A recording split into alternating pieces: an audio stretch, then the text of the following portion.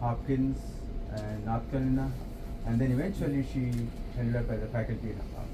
Then I said, you have to distinguish yourself when you make an application, and she did by various science competitions, dance performances, things like that, some time ago. Then they said, what's the new idea that? I said that if you really want to get into science, try to understand how Nobel laureates got into science. Because earlier I published a book, abridged and published a book on scientists greater than Einstein. And the book contains 10 scientists whose contributions, Carl Landsteiner kind of people, who contributed to the welfare of all the patients or people. And millions of lives were saved with their work. And one, Billy Woodward in Kansas, he's not a friend of mine, but when he was struck down with some severe problem, one simple medicine, allopurinol, gave him relief. Then he thought that scientist must be greater than Einstein. So he boldly named the book as Scientist Greater Than Einstein.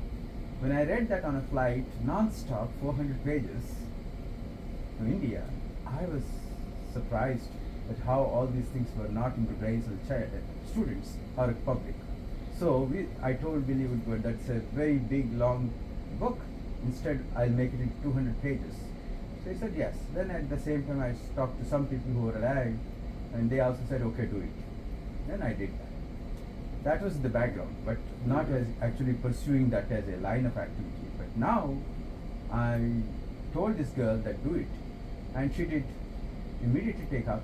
But then we can't publish a single chapter anywhere because there's not much of novelty in it. Then I said, don't worry, with my money, I'll publish a book. But you have to get another dozen students or so, not just one or two students. Then she worked and we worked in my circle, everybody's connections. 14 students finally came around to write this. But I put one condition. You cannot simply do Google search and finish it. You somehow have to contact them, send your questions, get your answers, think about it, reflect on those answers, and then write the chapter. This is pre-ChatGPT time. So that's how we got it. Then these students, again, they want to write for the second edition. I didn't have any plans to make the second edition, but they said that, why don't you do another edition? There are so many Nobel laureates we would like to explore. I said, okay, we'll do it. Now we are going to do it in chemistry, physics, and maths, though it's not exactly Nobel, but it's a field matter than things. So, this all sounds very nice. It was fun to be interviewed.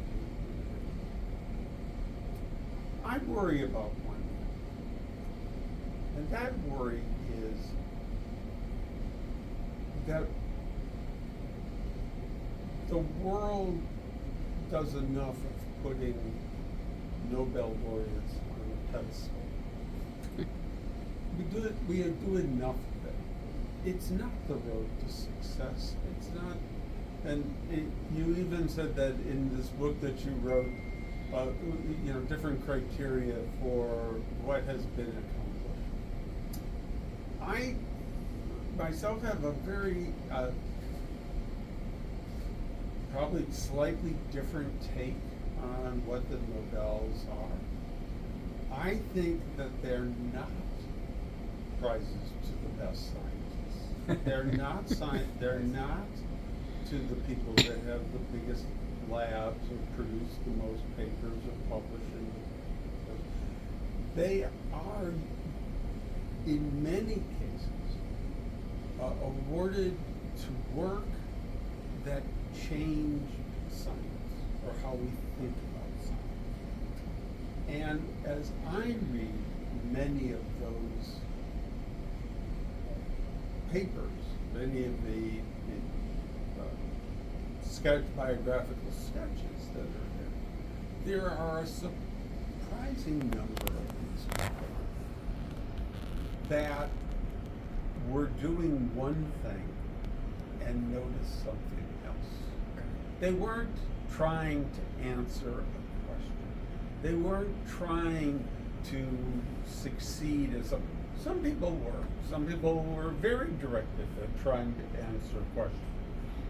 Watson and Crick. But there were many others that were working and suddenly realized something else. And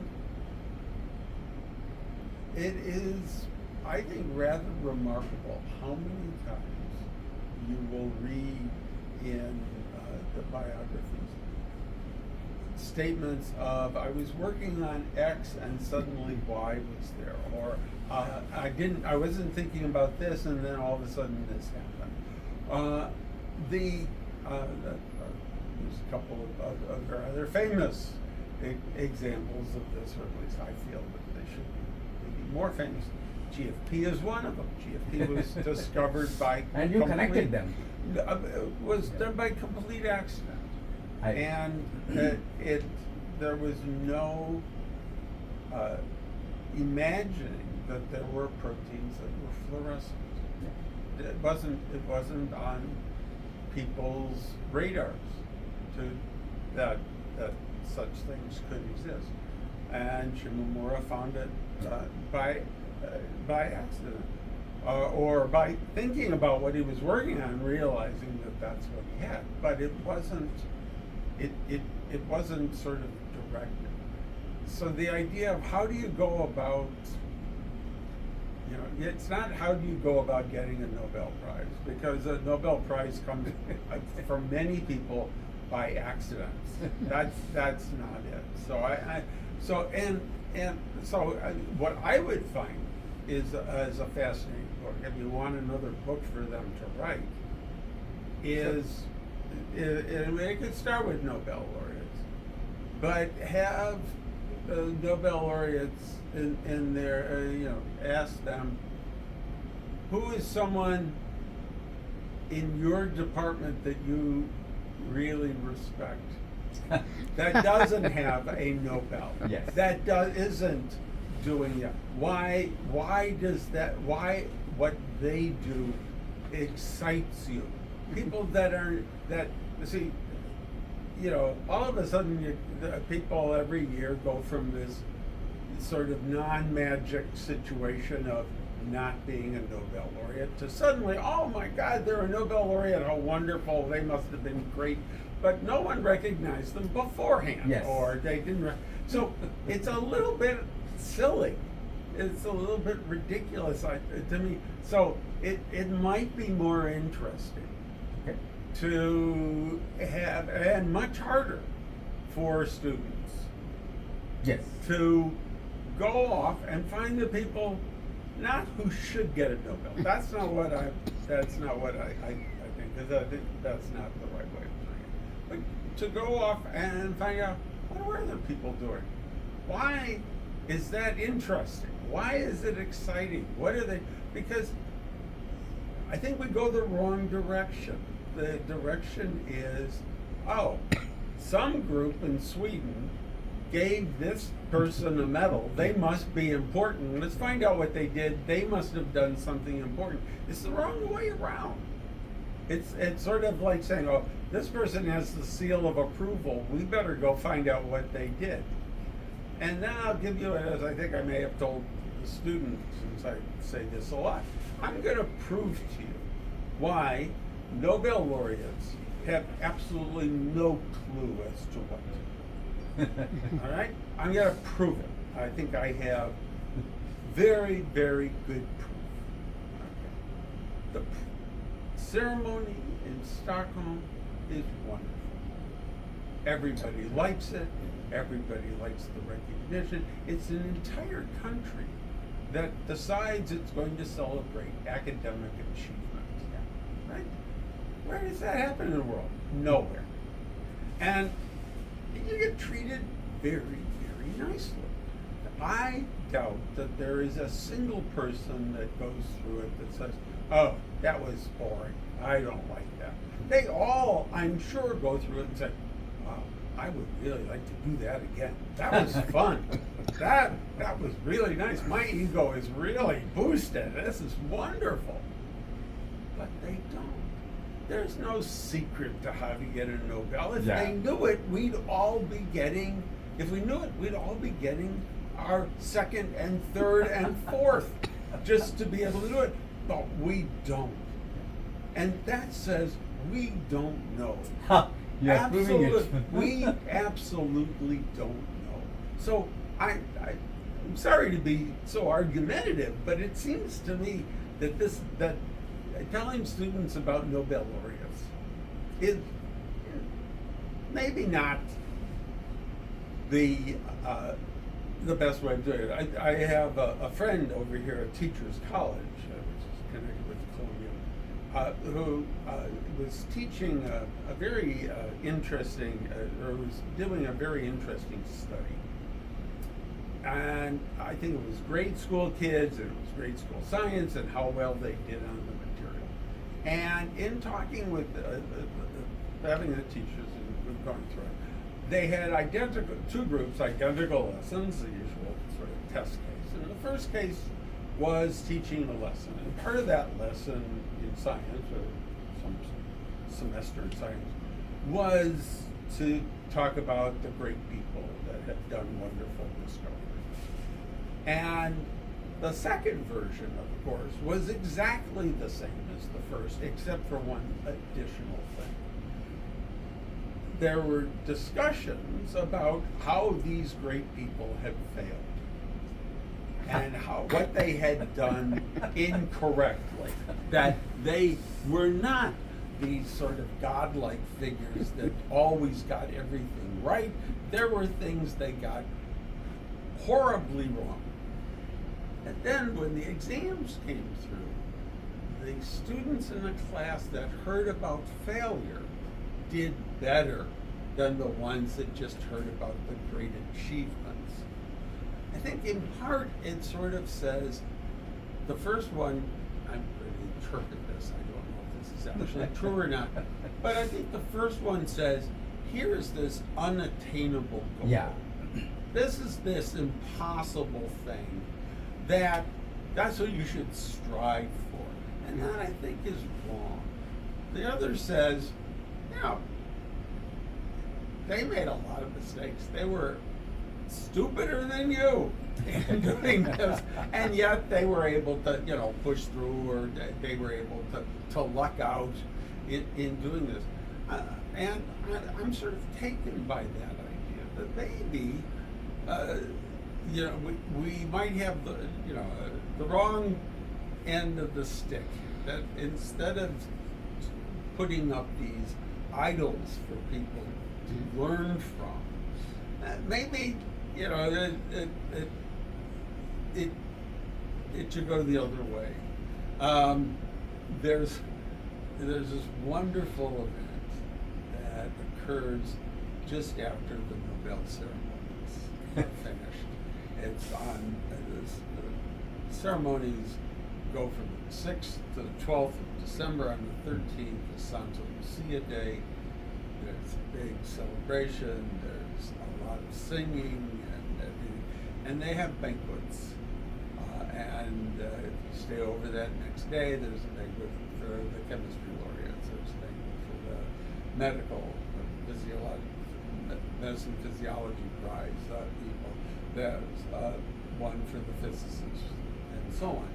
And these Santa Lucia balls are quite wonderful. There's a lot of fun. There's a lot of drinking. It's a good time. And but one of the wonderful things for that the students and faculty at the Karolinska, which that's the medical school that gives the medicine physiology prize, they use that as their big award ceremony. And when they give people awards, including the laureates, they sing this song in English, which I'm not going to sing for you, but I may not remember all the words. It's very short. It's Oh, why was they born so beautiful? Oh, why was they born at all? They're no bloody use to anyone. They're no bloody use at all. In other words, they start out wonderful and then they put them right down to where they're supposed to be, and then they go off the stage. And that's it. And I quite like that. Okay, calm down. So, it was fun doing this. It's always nice talking to students. I know I'm sort of whistling in the wind to say people should start ignoring Nobel laureates, but that's what happens. Excuse me for a second. Yeah. So that's a USB drive. Yes. Great. I will plug it in and be Okay. able to work. Thank you. Great. Take care. I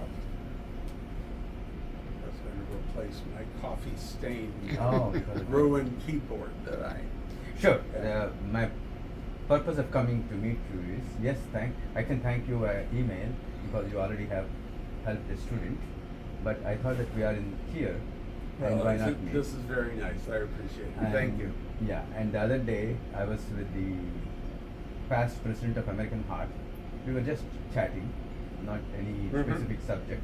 He is down in the Manhattan, Fifth Avenue, in their office buildings. They have a full floor, American Heart. No, I And he I said- didn't realize it. Yeah, Too. I just casually, he asked me, what else do you do? Because he is now chief of Food is Medicine program. Food is Medicine. Uh-huh. It's a big program that they have $14 million from Rockefellers to make sure that people understand food is medicine. So in that context, I met him because I invited him to speak. So he spoke, and then subsequently we said that we should meet leisurely. During that conversation, there is a word about this book. Then he said, did you cover Dr. Martin Shelty? Yes, we did. Oh, the other day he was passing by. I told my wife, see, the Nobel laureate is walking. I'm not sure. What's this person's name? Mitchell Elkin. I can send a common mail. That's fine. That's fine. Mitchell Elkin. He's a neurology professor. Maybe it will be interesting to you because you are going into that area, neurology by neurosciences, right? He's a neurology professor at Columbia, and took a leave of absence or some kind of arrangement to go to American Heart. He was the ex-president, and now he is heading a big program. So that's yeah. This is my daughter. So I always have to answer that. Oh, me but- too. Hi, so can I call you back in a little bit? Yeah, but I'm in the middle of talking to somebody right now. Okay, I'll call you back as soon as we finish. Okay, bye. We'll make it fast. I don't want to meet. That is, no. So- I'm sorry. So what do you do other than helping people publish books? No, this is. I'm a scientist. Actually, the earlier idea that you were saying, that what mistakes people did Mm-hmm. and how it could not be a big thing. My case is a very classic case. Ubiquitin Mm-hmm. is what I started. I did not wanted to go into research or anything, but it just so happened my supervisor said that you don't know any science because I didn't do any molecular biology at that time. But I'm a molecular biologist. This was in India, Center for Cellular and Molecular Biology, and we are into molecular biology in cells. And you never did anything in that. Yes, sir, I did not do anything. But you were selected in the top at Indian Institute of Sciences, Bangalore. How did you do that? I said, the chairman asked me to come for a test, and I told him the same thing, that I did not read anything about cell biology, molecular biology. Then he said that, okay, Leninger, Molecular Biology by Watson, take these two books, read and come back within a month. First edition of Molecular Biology of Gene. Mm-hmm. So Leninger was also completely a new book for me because I never did any biochemistry. Obviously within a month I sat and read, and I had a full freedom to ask any question because the chairman said anybody in the department can answer to me. And I did very well there. And so is the case with other institutions. So he said, oh, if that is the case, we don't need you to give any project. You decide what you want to work on. हम up with 3 projects and we'll select one. Do a good presentation after 3 months. I said, okay. One of the projects is the ubiquitin. At that time, in 81, it is known that ubiquitin Goldberg has published a big review, annual review of biochemistry. He said, this molecule is necessary for recycling of all the proteins that are not useful for the cell. So ubiquitin, unless it binds to any protein, that protein cannot be degraded. But for that to get degraded, there must be an enzyme. Ubiquitin cannot do it. Ubiquitin is only a 90 amino acid short chain. Then I said that, okay, let me purify the enzyme. There is not a single mention about that enzyme at that time. And that's a very simple biochemistry, to purify columns and all those HPLCs. So I did that, and I got the single band. I got the activity. But when I get the single band, I don't get the activity. So I did that for 1 full year. And I told Dr. Bhargava, PM Bhargava, he's my supervisor, Dr. Bhargava, let's publish that we have an enzyme, active fraction, because I see so many people publishing the fractions, not pure enzymes. He said, no, that is below my prestige to publish a single, unless it is pure. So I kept on doing it, and everybody in the lab said that you are at a dead end, leave the lab. So I had to leave the lab. And I left the lab 2 years after. Hershko from Israel, Weizmann Institute, he's a Nobel laureate. He published that you need an RNA component. You cannot have a pure protein as an enzyme to work to degrade that. That's the kind of lock and key mechanism. Of course, by then I got a fellowship in Paris to do PhD in molecular genetics and sickle cell anemia. So, no regrets, but that's a great point. Had I not gone to Paris, instead had I applied to Weizmann Institute, probably it would have been, at least I would be the company of the people. That was in 84, 85. So at that time, he was also a postdoc. I see, with Aaron. Yeah. Yeah. Oh, you know the subject well. Wow. I know these guys. I've been to several meetings. Yeah. So that was a great. I actually knew Fred Goldberg because he had the lab across the hall for me. So. Yeah. His was Familiar the with- best. I'm yeah. so happy that of all the professors that I met in the last several years, you know all 3 of them. Yeah. Great. This was in 1980s. Yeah. I had done my PhD from 72 to 76, 77 across the hall from Fred. So, His reviews, papers were Yeah. very interesting to me because at that time, without knowing any molecular biology, any biochemistry, any cellular events, my simple question is, a medical person, one of our friends' elder brother, who was a doctor by then in US, when he came for vacation, he asked me one question. You are doing biology. He exactly said the same thing. I didn't get into medicine, and she got into medicine. Both were in the same class, but she is a brilliant, and I didn't get it. So he felt bad. She and his brother also got into medicine. He said that, why don't you work on some science topic?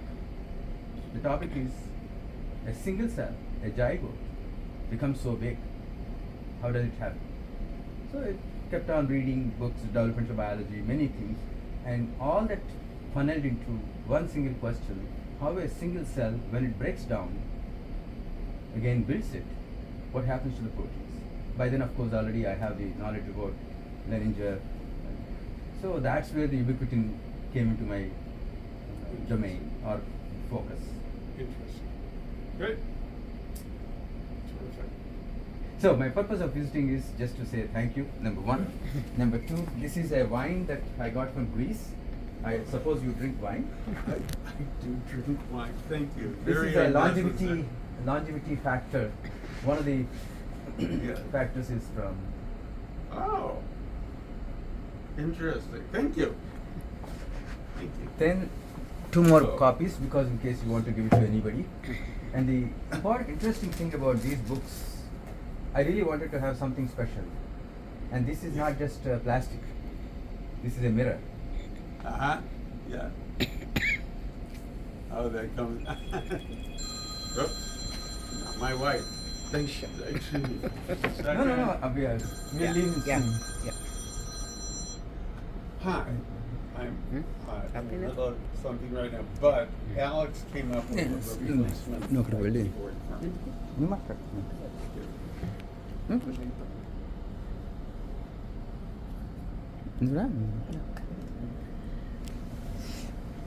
Sir, cut it. Let's close. Yeah. Yep. We're gonna have dinner on Saturday? Great. Wonderful. Should be, I'll go check. I have to check my schedule. I'll do that now. I'll get back to her. Great. Okay, I will. Bye. Turns out it was about the same thing. Yeah. So They're not. Good. So it's a mirror. That's good. Yeah, just to excite people, that's all. That's nothing. And I found one printing company that could do it. So I will take your point very seriously, certainly, and I'll write a mail to you. And I myself have written this whole thing, what I told you, into an article and published on Medium, but they are not much. And every student of mine reads that, and exactly what you said, I will say. You may make 100 mistakes. You don't have to. And I said that I made the mistake, and it doesn't mean that you will not make the same mistake, but you can have a chance to not to make that mistake if you read this. Yeah, except sometimes the mistakes are the best. You know, Shimomura's story is terrific. Shimomura could not work. Could not get the experiment to work. One night he throws the prep away in the sink. And the sink had some seawater, and that had calcium, and that produced light, and so he was able to purify the light-producing molecule, which is his goal. It turned out that was a nice thing, and turned out to be a very useful tool, but it was the wrong color. Yes. So the mistakes just kept coming. He made all sorts of mistakes, and I can say that people make mistakes in both directions. They can. There's a wonderful interview with Seymour Penzer, one of the people I would put right up there as one of the real greats in science. Never got a Nobel, did all sorts of amazing things, and Seymour talks about. Blanking on his name, Max Delbruck. Oh. And so Max Delbruck coming up with something called the principle of limited sloppiness. And that is if you're really careful and control everything, you don't learn. The accidents don't happen. And the example that he gives is in the early days of growing up bacterial viruses, phage, they would make petri dishes with bacteria on them, put the virus on them, or have the virus incorporated over the bacteria. And they want to see how much virus was produced overnight. And so they made lots of copies of the plates, put them aside, came back the next day to look at them. And what they found is that some plates had an awful lot and some plates had very little, even though it was the same amount on each plate. And they realized the plates that had a lot were always the ones on the top of the pile. Oh. And those are the ones that the UV from the lamps was hitting. And it was the UV that it couldn't penetrate deep enough into the pile of plates to activate it. And they were able to make the discovery. So that's what he means by limited sloppiness. They said, well, we have to have these, have them all spread out on a tabletop, and they all have to be in the same position, and they all. They would never have discovered that. The fact that they said, I would just pile them up here and that limited sloppiness gave them some stuff. So sometimes you need luck. That's it. Thank you. And if you have the list names, I'll try to find myself names of the people whom we should write. I will have another book by another set of students. I don't Random. have your students figure that out. That would be great. Please That's- advise that's us, good. not only That's- this point, but please be an advisor or advise us, whatever. I'm taking on no new responsibilities. It was fun to talk to the students, but I don't. I go and I talk to students all the time. I just can't take on Okay. anybody in particular. Or And anything that's about what your I'm saying. environmental interests? You already signed a document at the Nobel Committee.